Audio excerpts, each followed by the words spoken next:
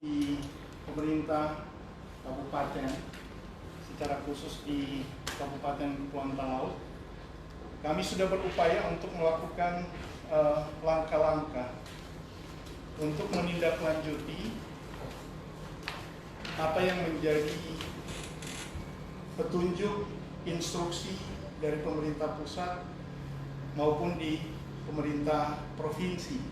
Kami ini di daerah perbatasan, Pak, dan daerah kepulauan. Jadi ada suasana tersendiri dalam melaksanakan upaya pencegahan COVID-19 ini. Jadi untuk kita membagi dua dari kebijakan pemerintah daerah, kami membagi dua upaya pencegahan ini, yaitu dari sisi penanggulangan pencegahan masalah kesehatan akibat terinfeksi dari virus COVID-19 ini. Yang kedua adalah penanggulangan dampak memburuknya ekonomi akibat kebijakan dari pemerintah pusat, pemerintah provinsi, maupun pemerintah daerah terhadap upaya kita mencegah terjadinya penyebaran infeksi virus corona ini. Untuk dari masalah kesehatannya, yang pasti yang kami laksanakan adalah seruan-seruan untuk mencegah atau memutus mata rantai infeksi virus ini.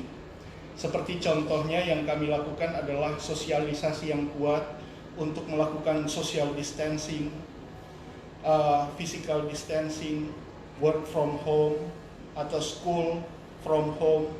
Jadi semua itu kami lakukan di Kabupaten Talaut. Anak-anak sekolah dari rumah, pegawai negeri sipil sekolah atau bekerja dari rumah, warga masyarakat dianjurkan untuk kemudian tinggal di rumah saja, dan kemudian mereka diwajibkan untuk memakai masker jika keluar dan mencuci tangan jika sebanyak mungkin dilakukan cuci tangan ini. Langkah-langkah itu kami yakini adalah langkah untuk memutus mata rantai penyebaran dari virus corona ini. Nah, persoalannya adalah ketika kita melakukan pengecekan, seperti contoh misalnya bahwa Kabupaten Talaut ini pintu masuk menuju kabupaten ini hanya dilakukan dengan dua jalan, yaitu melalui udara atau melalui pelabuhan laut. Nah, kami jika ingin melakukan pengusulan PSBB atau pencegahan dengan skala besar itu kemudian kami cukup menutup pelabuhan laut dan pelabuhan udara saja, dan itu kemudian akan menutup semua akses yang kemudian tidak ada yang datang ke sana. Tetapi kemudian kami mengambil keputusan bahwa dalam perhitungan kami bahwa PSBB atau lockdown untuk Kabupaten Talaut tidak kami lakukan, karena setelah kami menghitung bahwa kami juga masih bergantung pasokan-pasokan makanan dan alat-alat untuk menunjang kehidupan di Kabupaten Talaut itu, sehingga PSBB atau lockdown itu bukan jalan yang terbaik bagi Kabupaten Kepulauan Talaut. Hanya saja kami mengganti itu, bahwa ketika warga masyarakat dari luar, apakah dia masyarakat dari kabupaten, asal kabupaten, atau berasal dari Jawa, dari Jakarta, atau dari Makassar, atau dari Manado, ingin masuk ke Kabupaten Talaut, maka yang kami lakukan adalah melakukan sosialisasi dan pengawasan untuk melakukan isolasi mandiri kepada pendatang tersebut. Jadi mereka datang, kemudian mereka diantar oleh Satgas COVID menuju ke tempat tujuan, yang tidak bergejala dimasukkan ke dalam karantina sendiri atau karantina mandiri di rumah masing-masing. Kemudian yang bergejala itu kita lakukan karantina wajib, itu di puskesmas atau di di kabupaten. Nah, untuk kemudian merangsang masyarakat, mendorong masyarakat untuk melakukan perlawanan semesta atau upaya bersama untuk mencegah COVID ini, maka kami membuka atau melakukan kebijakan bahwa setiap orang dalam pengawasan setiap mereka yang datang di Kabupaten Talaut itu kemudian mereka dikategorikan sebagai orang dalam pengawasan. Apakah dia pelaku perjalanan, tetap kita kategorikan sebagai orang dalam pengawasan, sehingga mereka wajib melaksanakan isolasi mandiri di rumah bagi ODP yang tidak bergejala. Jika mereka datang sehat-sehat saja, maka mereka hanya dianjurkan untuk lakukan isolasi mandiri di rumah selama 14 hari. Dan itu diawasi penuh setiap hari, setiap waktu selama 14 hari oleh Satgas COVID yang dibentuk di setiap desa. Itu langkah kami. Kemudian yang kedua, jika kemudian ODP itu bergejala, misalnya dia datang dengan batuk, panas, nyeri dada, sesak nafas, ataukah dia datang dengan gangguan penciuman dan sebagainya yang jadi standar gejala virus corona ini, maka kepadanya akan diwajibkan untuk dilakukan isolasi wajib. Di mana isolasi wajib itu? Itu kami lakukan di puskesmas dan di rumah sakit. Jika mereka bergejala, kita lakukan isolasi wajib dan kita awasi. Dan kemudian yang di rumah sakit itu kita kategorikan sebagai PDP atau pasien dalam pengawasan. Seperti itu yang dilakukan di Kabupaten Talaut. Sehingga saat sekarang ini kami untuk mendorong masyarakat supaya mereka itu bersama-sama melakukan pencegahan, maka semua data COVID, data ODP, data PDP atau pelaku perjalanan yang kita kategorikan sebagai ODP, baik yang bergejala maupun tidak bergejala, itu kemudian kita umumkan pada masyarakat. Memang dengan hati-hati coba kita sampaikan, supaya kita tidak lagi kucing-kucingan dengan ODP. Kita tidak lagi kemudian curiga dengan ODP. Kita berharap bahwa masyarakat di sekitar sudah mengetahui ada ODP di sana. Dan ini kemudian kita coba sosialisasikan dengan baik, sehingga tidak menimbulkan kegaduhan kepada masyarakat, tetapi memberikan pengertian kepada mereka supaya ODP tersebut itu diidentifikasi oleh warga masyarakat dan diawasi oleh Satgas COVID, dan kemudian pengawasan kepada Satgas COVID itu dilakukan oleh gugus tugas yang sudah terbentuk dari kabupaten, kecamatan, dan kemudian di tingkat desa. Itu langkah kami untuk mencegah terjadi penularan akibat dari infeksi virus itu. Nah, langkah kedua yang kami lakukan adalah upaya kita untuk mencegah, jangan sampai kemudian kita terlena dengan upaya mencegah penularan, tetapi kita tidak memperhatikan masalah ekonomi, sehingga kita kemudian membuat langkah-langkah untuk melakukan upaya pencegahan terhadap kesulitan masyarakat akibat akan memburuknya. Jadi prediksi akan memburuknya perekonomian masyarakat.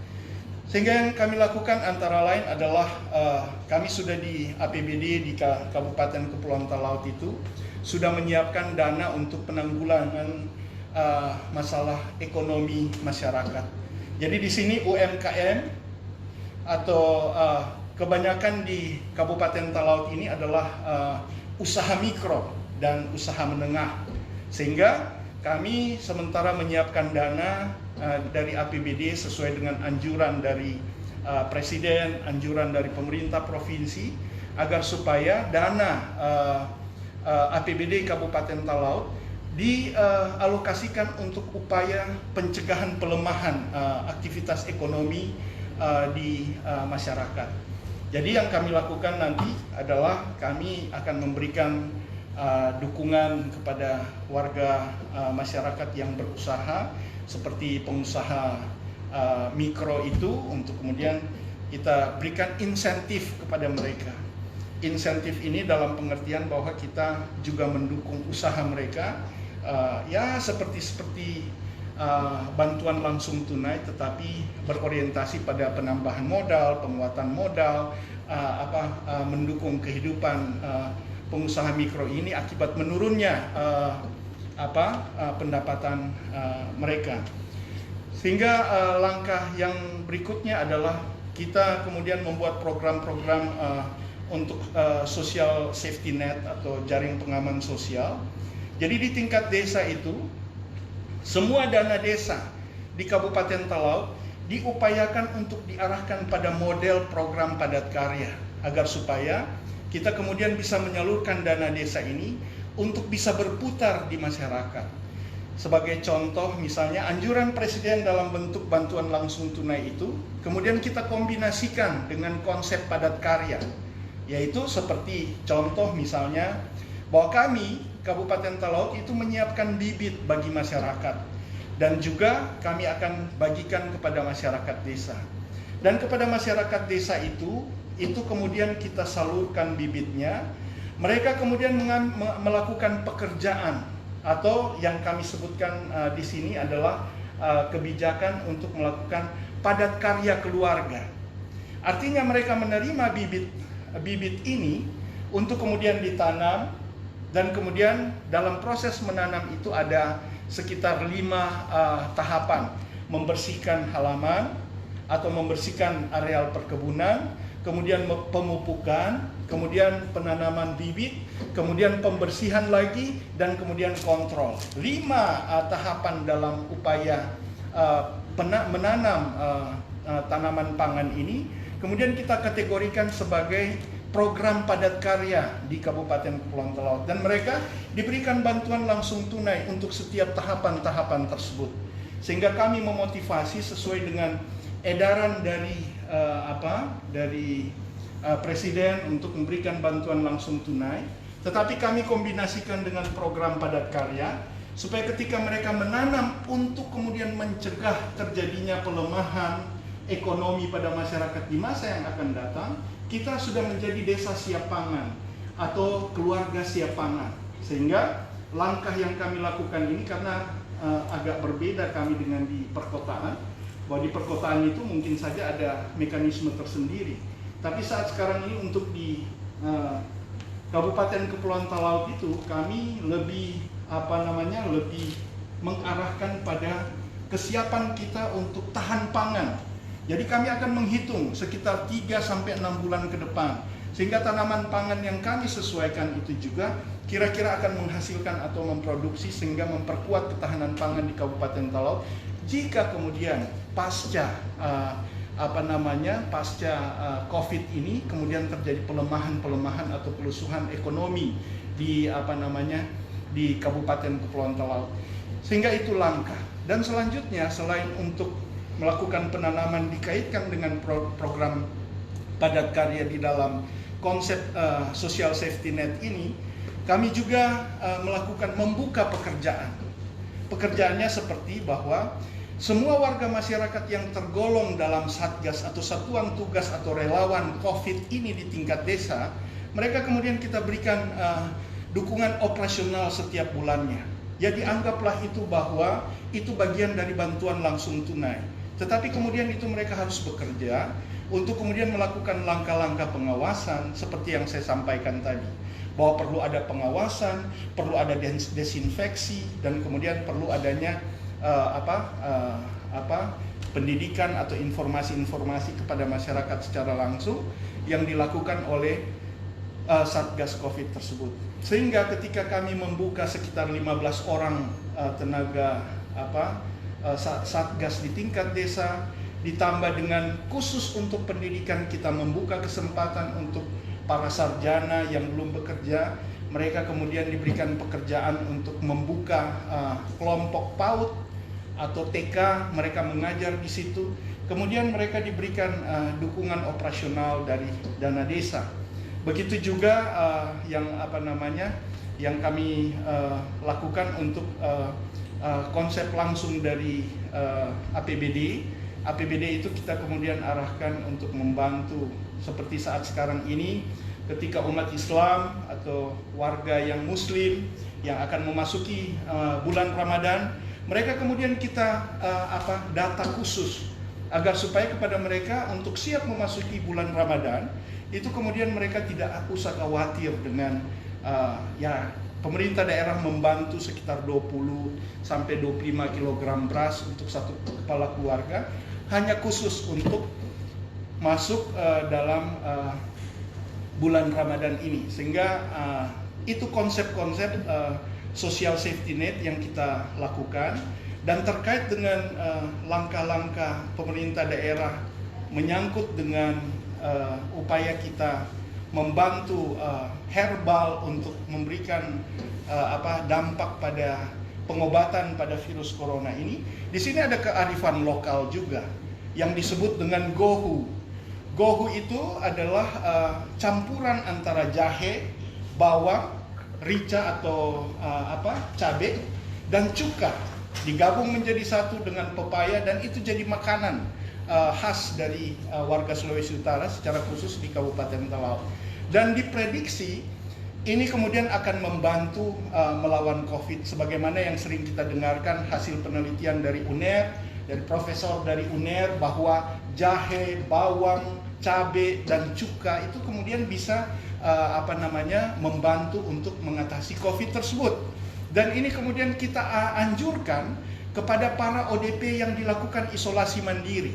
Jadi mereka kita anjurkan untuk makan gohu, dan kemudian ada saraba yang sering gula merah dicampurkan dengan jahe tersebut, yang menurut penelitian yang sering kita dengarkan secara online itu kemudian bisa berdampak pada bagaimana bisa membunuh virus, dan itu kita khususkan, kita anjurkan kepada mereka yang kemudian bisa yang melakukan isolasi mandiri tersebut. Saya pikir itu yang kemudian dilakukan oleh pemerintah Kabupaten Talaut, mengingat ada petunjuk dari Presiden, mengingat ada petunjuk dari pemerintah pusat, dikombinasikan dengan kebijakan dari pemerintah provinsi, dan kemudian saat sekarang ini kita melakukan secara terstruktur bahwa mulai dari tingkat kabupaten ada gugus tugas tingkat kabupaten, saya ketuanya sebagai bupati, dan kemudian di tingkat desa, di tingkat kecamatan, camat sebagai ketuanya, wakilnya adalah Kapolsek dan Ramil, kemudian di tingkat desa kepala desa. Kita melakukan upaya semesta dan kemudian berusaha supaya seluruh masyarakat mengetahui data COVID ini, dan kita berusaha untuk menyesuaikan diri untuk mencegah terjadinya penyebaran COVID di Kabupaten Talaut. Syukur alhamdulillah bahwa saudara-saudara, terakhir setelah data yang kita masukkan, kita ada satu PDP, ada sekitar 700-an ODP. Satu PDP itu kemudian setelah dilakukan perawatan, dilakukan upaya optimal di penanggulangan pengobatan barat, kami menggunakan ventilator yang saat sekarang ini di Kabupaten Talaut, ventilator kami cukup, ada di 2 rumah sakit, dan kami melakukan perawatan, dan syukur alhamdulillah bahwa ketika rapid test terakhir itu sudah negatif, rapid test kedua 5 hari kemudian negatif, dan kemudian swab atau PCR kemudian negatif. Jadi sampai saat sekarang ini Kabupaten Kepulauan Talaut untuk sementara masih nol infeksi virus coronanya. Insya Allah kemudian kita bisa mencegah itu. Semoga kemudian Tuhan melindungi kabupaten kami di daerah perbatasan dan kemudian tidak terinfeksi oleh virus corona. Dan kita akan tetap, saya sudah mendengarkan arahan dari Deputi PMK tadi tentang strategi penanggulangan COVID, dan kita juga akan menambah wawasan ini beserta dengan materi diskusi tadi. Semoga ini menambah wawasan kami untuk memperkuat upaya di kabupaten menyesuaikan dengan kebijakan pemerintah pusat dan pemerintah provinsi untuk mencegah COVID tersebut. Saya pikir demikian. Terima kasih atas kesempatannya Assalamualaikum warahmatullahi wabarakatuh. Waalaikumsalam. Terima kasih Dr. Eli, Bupati Salor, paparan yang semua sangat luar biasa sekali, yang bentuk konkret dari Pak Agus. Ternyata di Kabupaten Talaut sudah banyak diimplementasikan. Jadi paparan Pak Agus dari Pak Bupati sangat luar biasa, dan kami juga mendoakan semoga Pak Bupati bisa jadi gubernur Sulawesi Selatan. Amin.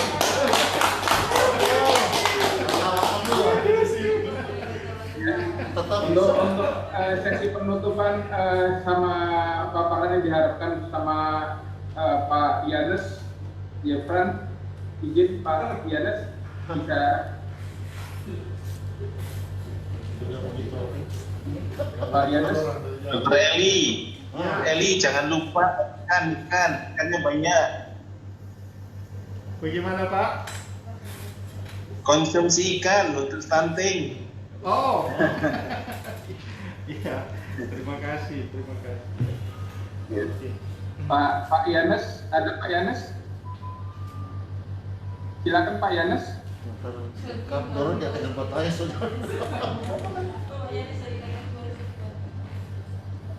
Pak Yanes bisa. Tadi baru sekali dorong bertanya. Pak Yanesnya sudah hadir di sini Pak. Mungkin ada sedikit kendala tempatnya.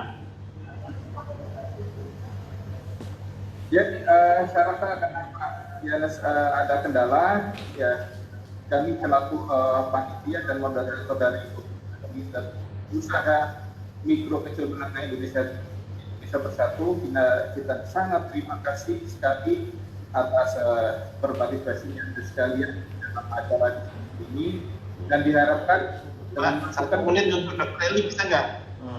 Oke, silakan Pak. Dr. Eli? Ya. Eli, iya. Saya kira mumpung Kabupaten Talaut itu belum ada COVID, Pak, program-program prioritas nasional lain digenjot, Pak. IP, stunting, imunisasi, kemudian ini lupa tadi. IP, stunting, imunisasi, sama ini Pak, leprosi kalau ada Pak. Oh, siap Pak. Siap. Itu diprioritaskan Pak, mumpung nanti kalau sudah kena masuk COVID, Anda nanti 90% kira gitu, wah gak enak Pak. Lebih baik prioritaskan. Oke, terima kasih, bagus itu Pak, bagus sekali saya kira. Ya, lanjut Pak Eli. Terima kasih Pak. Iya. Pak Agus, tadi ada masukan dari Pak Muhammad Sobri, apa untuk uji klinis difasilitasi dari untuk Pak Sobri ini, Anda bergabung dari Jawa Tengah ya, dari Jawa Tengah bergabung ke BPTO, Balai Besar Penelitian Pengobatan dan Transplantasi di Tawangmangu. BPTO Tawangmangu. Di situ ada tempat untuk hal begitu. Tolong dikoordinasikan dengan PCN-nya yang ada di sana. Sudah pernah Pak ke sana Pak. Terus? Sudah pernah, cuma dia nggak difasilitasi, cuma untuk yang saja, kan seperti itu. Oke. Ya. Sekarang Anda dinas kesehatan. Intinya gini, kita kan jalan ekor ya. Misalnya untuk pembuktian masa fasilitasi gini Pak.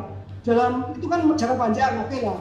Jangka pendeknya bagaimana teman-teman yang merasa, ya teman-teman yang merasa bisa mengobati dan merasa menemukan suatu formula herbal atau probiotik, apa tidak baiknya, bukan kami anti barat, bukan metode barat, karena metode timur juga digunakan, tapi kan harus ilmunya, bukan cuma testimoni saja Pak. Misalnya ada ruangan rumah sakit dibagi, masyarakat memilih mana, barat atau timur, sama material. Kalau timur seperti ini, barat seperti ini. Nah, untuk membuktikan itu benar-benar metodenya betul, ya dicoba. Kita tes pada waktu sakit, setelah di treatment barat timur, semua kan seperti itu. Kalau itu Ya Pak. Saya kira menangkap yang Anda maksud Pak Sofi. Saya sudah menangkap yang Anda maksud. Tapi kita kan menghadapi kesehatan orang tidak bisa crash program itu. Anda harus memakai jalur-jalur sehingga saya Anda tidak